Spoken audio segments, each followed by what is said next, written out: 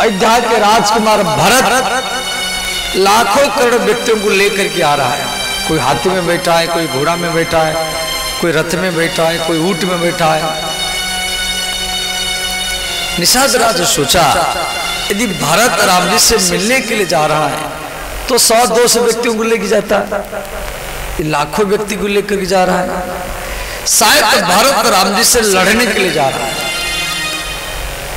ये सोच रहा है जंगल में राम लक्ष्मण को घेर करके मैं मारूंगा और अयोध्या का अखंड राजा बन करके रहूंगा। तो निषाद राज ने क्या किया, अपनी सेनाओं को, सिपाहियों को इकट्ठा किया और कहा मेरे प्यारे सेनाओं, भरत राम जी से लड़ने के लिए जा रहा है और हम सब राम भक्त हैं और आज हम भरत को गंगा नदी पार करने नहीं देंगे।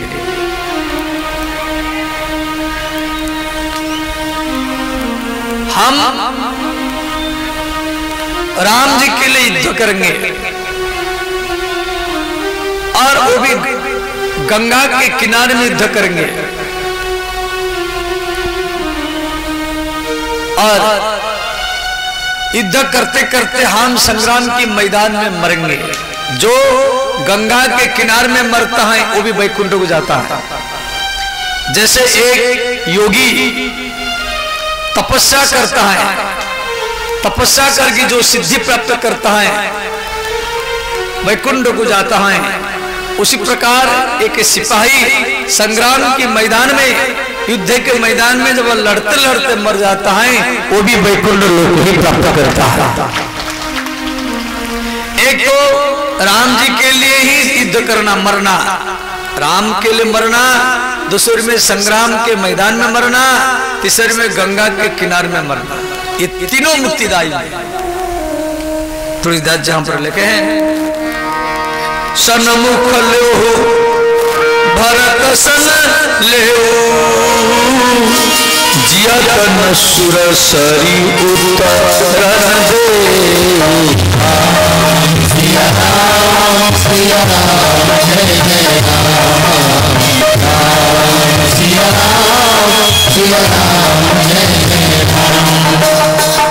समर मरनो पुनि सुर सरी तीरा, राम का जो क्षण वो शरीरा। सिया राम सिया राम जय जय राम, सिया राम जय जय राम। सब गई पर है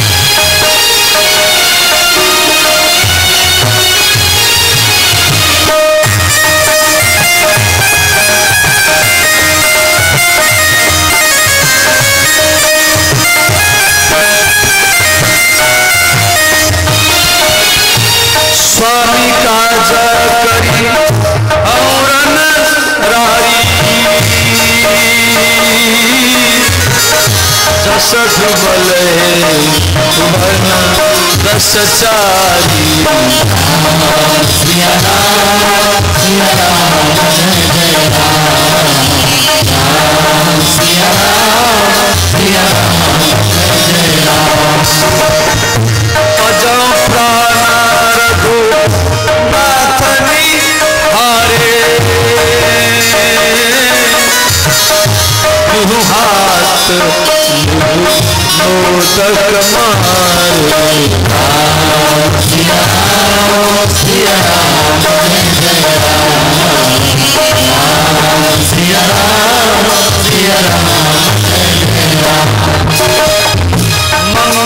भावन मंगल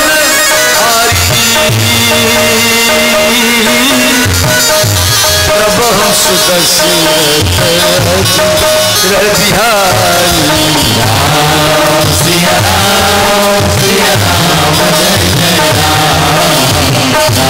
राम सिया राम सिया राम जय जय राम। सब गाइए, सब दोनों हाथ उठाते हुए।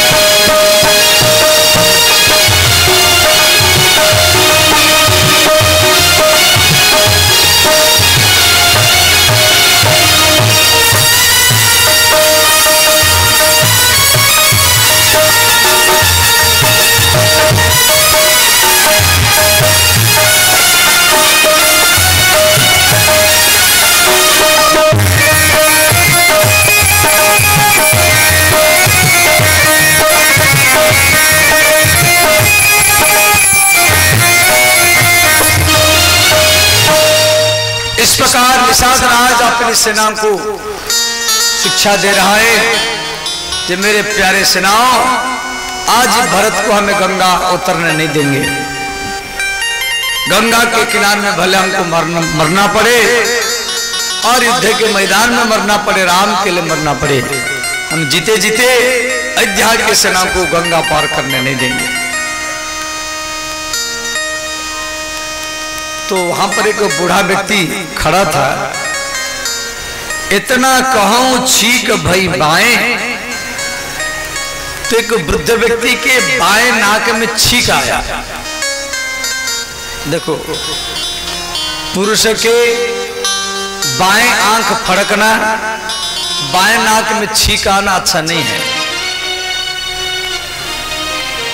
स्त्री के लिए बाएं आंख फड़कना अच्छा है, परंतु पुरुष के लिए अच्छा नहीं है। पुरुष के लिए दाएं आंख फड़कना, दाएं नाक में छींक आना अच्छा है। तो बाएं नाक में छींक आया तो वो वृद्ध व्यक्ति ने कहा निषाद राज को, महाराज मेरे बाएं नाक में छींक आ गया है, मालूम पड़ता है हमको सोच विचार करके काम करना चाहिए।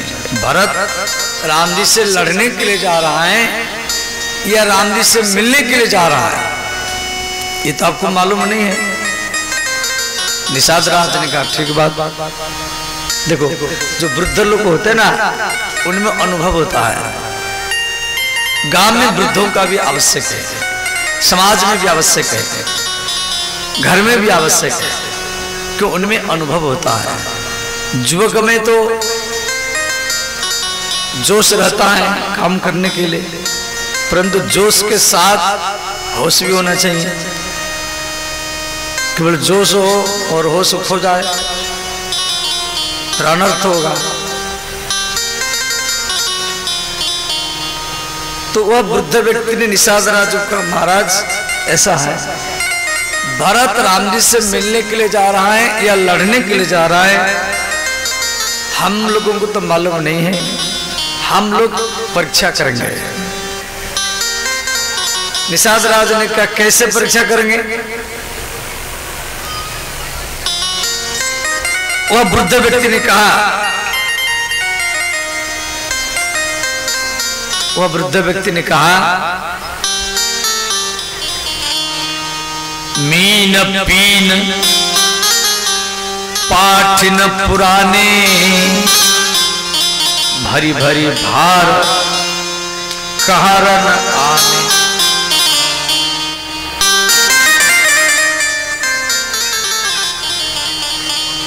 कंदमूल फल खगमुर्ग मागी। देखो, वृद्ध व्यक्ति ने कहा तीन प्रकार की भोजन का व्यवस्था किया जाए। एक तो मछलियों का भोजन, दूसरा हिरण के मांस का भोजन, और तीसरा फल मूल सेव नाशपाती अंगूर का भोजन। समझ गया? मछली का भोजन, मांस का भोजन और फल मूल का भोजन, ये तीन प्रकार का भोजन का व्यवस्था किया जाए। वृद्ध व्यक्ति ने कहा, यदि भरत मछली या मांस खाएंगे तो समझना ये राम जी से लड़ने के लिए जा रहा है। यदि भरत फलमूल खाएंगे, सेव नाशपाती खाएंगे, तो समझना ये राम जी से मिलने के लिए जा रहा है। तो निषाद राज ने क्या किया? अयोध्यावासी आ रहे, भरत जी आ रहे, तो उनके लिए तीन प्रकार का खाने का व्यवस्था किया।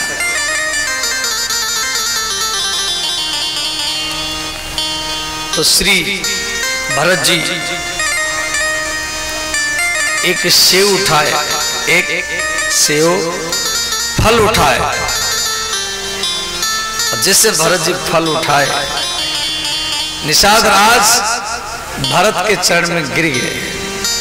भरत जी निषाद राज को पकड़ करके अपनी छाती में चिपकाए। भरत को भी मालूम है निषाद राज मेरे भैया का मित्र है। निषाद राज ने हाथ जोड़ करके कहा, हे राजकुमार, मुझे क्षमा करना, मैं अपनी सेना को बोल रखा था आपसे लड़ने के लिए, परंतु जब आप फल उठाए और मुझे विश्वास हो गया आप राम जी से लड़ने के लिए नहीं जा रहे हैं, आप राम जी से मिलने के लिए ही जा रहे हैं।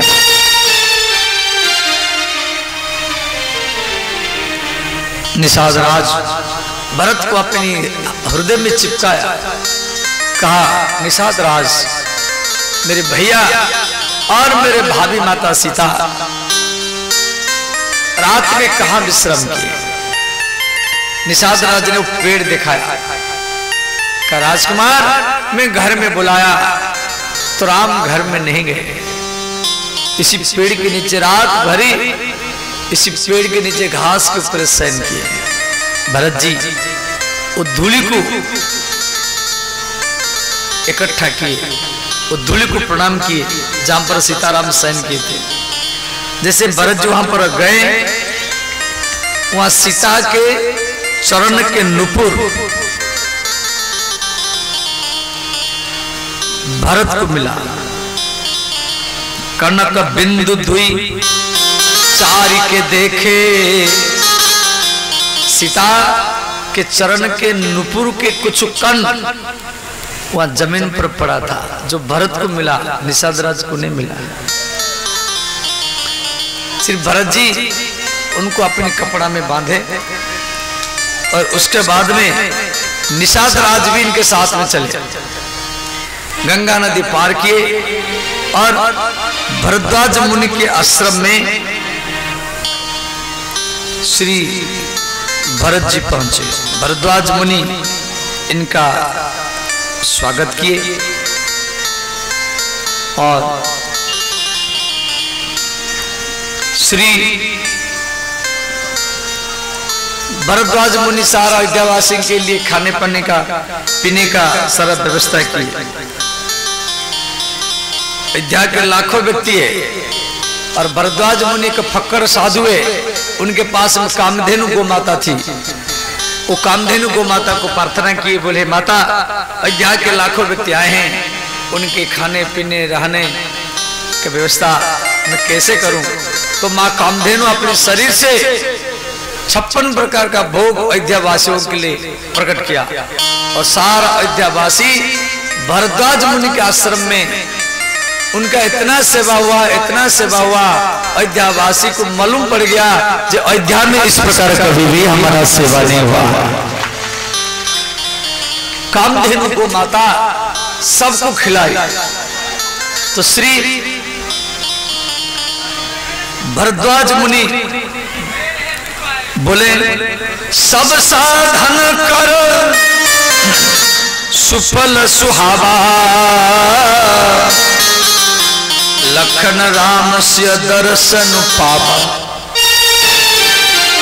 दुनिया में जितना साधना है, सत्संग, गंगा स्नान, शिवलिंग में जल चढ़ाना या हवन करना, ये जितना साधना है, इन साधना का एकमात्र फल है जो राम का दर्शन कैसे हो, सीता का दर्शन कैसे हो और लक्ष्मण का दर्शन कैसे हो।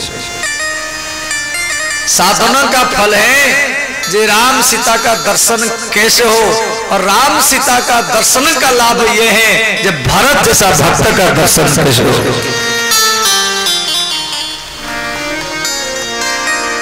तही फल करो फलू दरस तुम्हारा, तही फल करो फलू दरस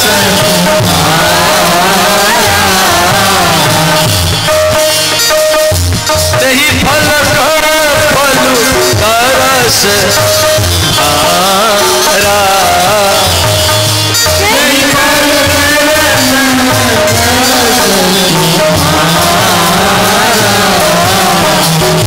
शहीद प्रयाग सुभाग हमारा,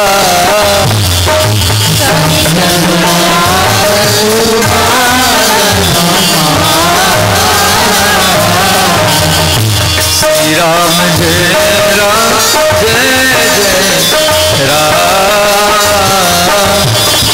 श्री राम जय राम जय जय राम।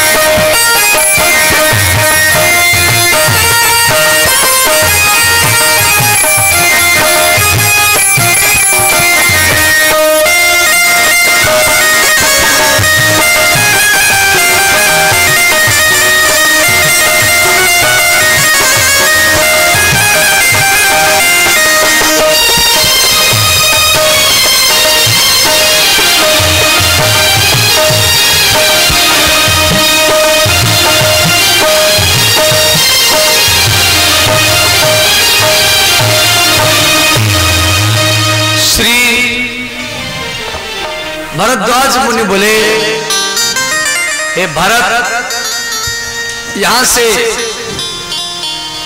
100 किलोमीटर दूर पर चित्रकूट है, और उसी चित्रकूट में कामदगिरी पहाड़ है, और उसी कामदगिरी में भगवान राम लक्ष्मण विश्राम कर रहे हैं, वहीं पर रह रहे हैं।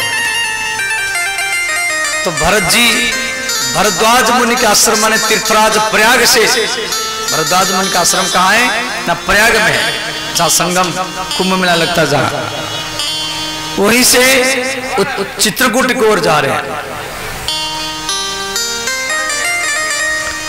और इधर श्री देवता लोग भयभीत हो गए। देवता लोग गुरु बृहस्पति को बोले, गुरुजी जिस प्रकार भरत राम जी के पास जा रहे हैं, तो भरत के भाव को देखकर के मालूम पड़ता है राम जी अयोध्या वापस चले जाएंगे, कि भरत प्रेम का मूर्ति है। भरत सरिस को राम स्नेही, जग जप राम राम जप जेही, सारा जगत राम राम जाप करता है और वही राम भरत भरत जाप करते हैं। और वही भरत जा रहा है चित्रकूट। तो देवता लोग गुरु बृहस्पति को बोले, गुरुजी यदि आप आदेश दें तो हम भरत और राम का मिलन होने नहीं देंगे। यदि हमें सरस्वती को भेज करके मंथरा और कैकेयी के दिमाग को पलटा करके राम को वन में हम भेज दिया तो हम राम और भरत का मिलन होने नहीं देंगे। भरत का रास्ता घुमा देंगे। तो गुरु बृहस्पति सुन करके नाराज हो गए। बृहस्पति ने कहा, इंद्र सावधान, यदि आप भरत और राम का मिलन होने नहीं दिया तो राम के क्रोध को झेलना बड़ा कठिन होगा। राम सदा सेवकर चिराखी, वेद पुराण साधु सुर साखी, कर्म प्रधान विश्व करी राखा, जो जस करई सो तस फल चाखा। हर व्यक्ति कर्म का अधीन है। आप किसी भी चींटी चींटा को, पक्षी को, गैया को, कुत्ता को खिला करके आप उसी से आशीर्वाद भी ले सकते हैं। ये नहीं जहां हम कोई मनुष्य को या पुरुष को, स्त्री को, साधु को खिलाएंगे तभी हमको आशीर्वाद मिलेगा, ऐसा बात नहीं। जो भूखा है, भले पक्षी हो, भले हो कोई चींटी हो, चींटा हो, कुत्ता हो, गैया हो, यदि भूखा है और आप उसको खिला करके उसको प्रसन्न कर सकते और वो चींटी का आशीर्वाद भी आपको भगवान से भी मिला देगा। क्यों? आपको भूखे को भोजन खिलाया, जो खाया है फिर आप उसको खिला रहे। अरे खाया हुआ व्यक्ति को बार बार खिलाए नहीं। मैं भी कई बार बात बात में बोल देता हूं जी भैया ज्यादा खिलाना भी ये हत्या है। कुछ माता लोग घबरा जाती हैं जी बाबा आप इसे बोल रहे हैं ज्यादा खिलाना हत्या है। हम बोले भैया सब घर घर में खिला रहे हैं, आप फिर भी खिला रहे। ज्यादा खिलाएंगे तो जिसको खिला रहे तो उसको अपच्य होगा, हजम नहीं होगा, फिर डॉक्टर बुलाओ। ज्यादा खिलाएंगे तो जिसको आप, कई व्यक्ति तो इतना हट करते बाबा थोड़ा सा दूध पी लो, दूध पी लो, दूध पी लो। हम बोले भैया अभी पी के आया, फिर आप पिला रहे। नहीं नहीं मेरे हाथ से पी लो। हम बार बार हाथ भी जोड़ देते, नहीं नहीं ऐसा मत करो। कई तो हट करते, नहीं नहीं आप नहीं पिएंगे तो हम आपको जाने नहीं देंगे। ऐसा करना नहीं है। साधुओं को ज्यादा खिलाएंगे साधु लोग को बिगड़ जाएंगे, आलसी बन जाएंगे। इसलिए ज्यादा खिलाना नहीं चाहिए। दुर्भिक्षे अन्नदातारम, भोजन इसको कहा जाता है जो भूखा है, तो आपका खिलाने का पूरा लाभ आपको मिलेगा। जो खाया है फिर इसको खिलाएगा, तंत्र में इसको अपच्य होगा, हजम नहीं होगा, फिर डॉक्टर को बुलाओ। तो किसी भी जरूरतमंद को आप खिला दिया, या कोई ठंडी में कोई कपड़ा नहीं है, चद्दर नहीं है, कंबल नहीं है, बेचारा ठंडी में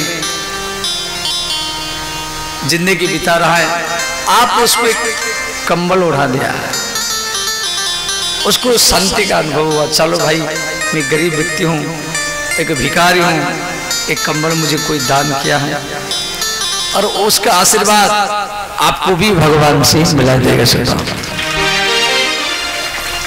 और जिसके पास में खूब कंबल है, 2-4 कंबल है, मैं बहुत साधु देखा, वो वृंदावन जाते हैं, ठंडी के महीना में वृंदावन में रहते हैं। अब वृंदावन में सेठ लोग खूब कंबल बांटते रहते हैं, और एक एक साधुओं के पास में कौन से 200 कंबल आता है। जो आता है वो बांटता है, जो आता है वो बांटता है, वो कंबल को फिर लेके भेज देते हैं।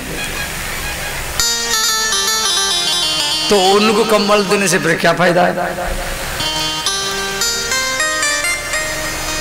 और कुछ साधु लोग ऐसे करते, साधु का भेष धारण कर रखे, वो कंबल के चक्कर में वृंदावन में जाके किसी आश्रम में रहते, और वृंदावन में ट्रक ट्रक कंबल आता है, ठंडी के समय बांटते हैं। आप लोगों को तो अनुभव नहीं होगा, वृंदावन में कोई कंबल बांटता है, कोई चना बांटता है, कोई गुड़ बांटता है, कोई चप्पल बांटता है, कोई रुपया बांटता रहता है। वृंदावन में आप कोई काम भी मत करो, सिर्फ केवल भोजन पाने के लिए जाओ, तो आपको एक एक महीना में 5-10 हजार ऐसे हो जाएगा, केवल भोजन करने का दक्षिणा। तो सब बांटते रहते रुपया। और कई व्यक्ति तो एक एक दिन में 10-10 नहीं 20-20 जगह में भोजन करते रहते,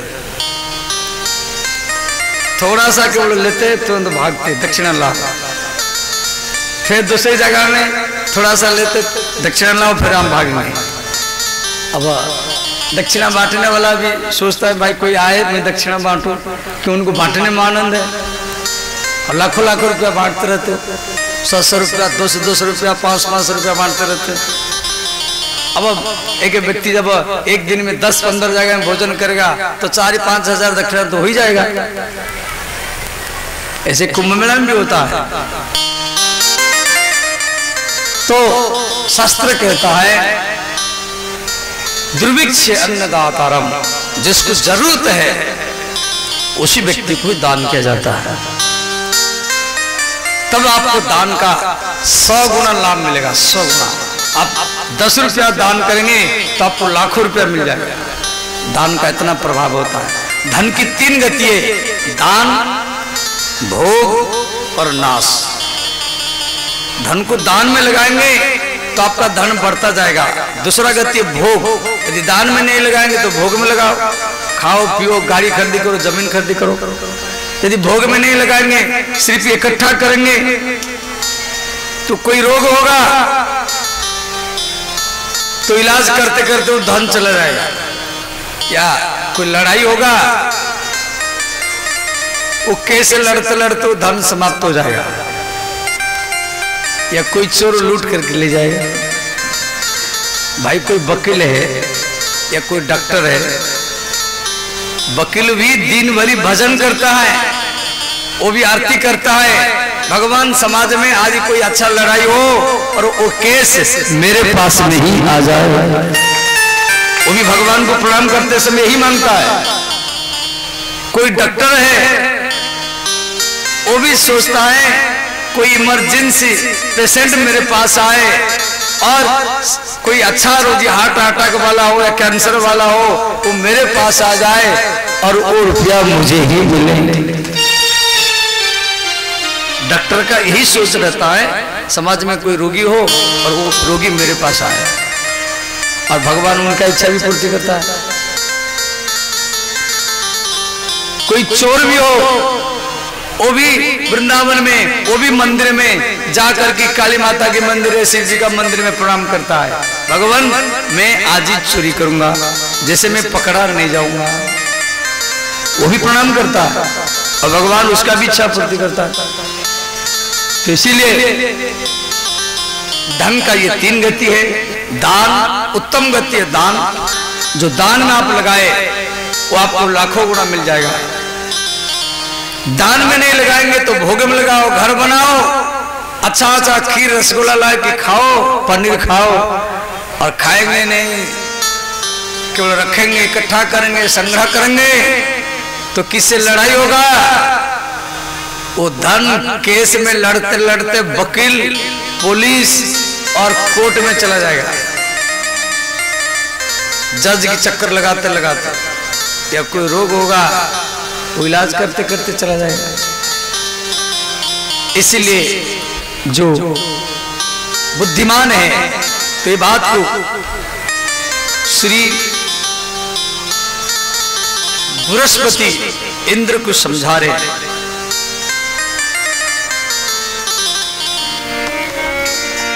कर्म प्रधान विश्व करी राखा, कर्म प्रधान विश्व करी राखा, जो जस करई तस फल चाखा,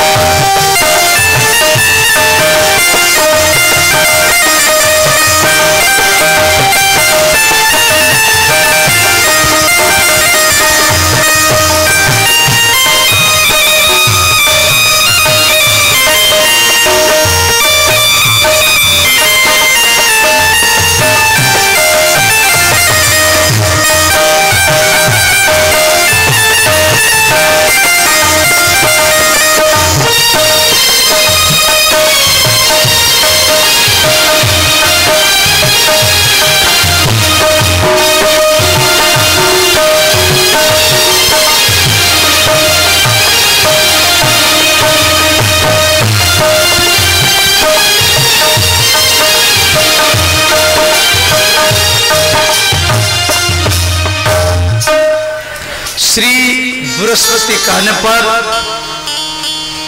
देवता लोग भरत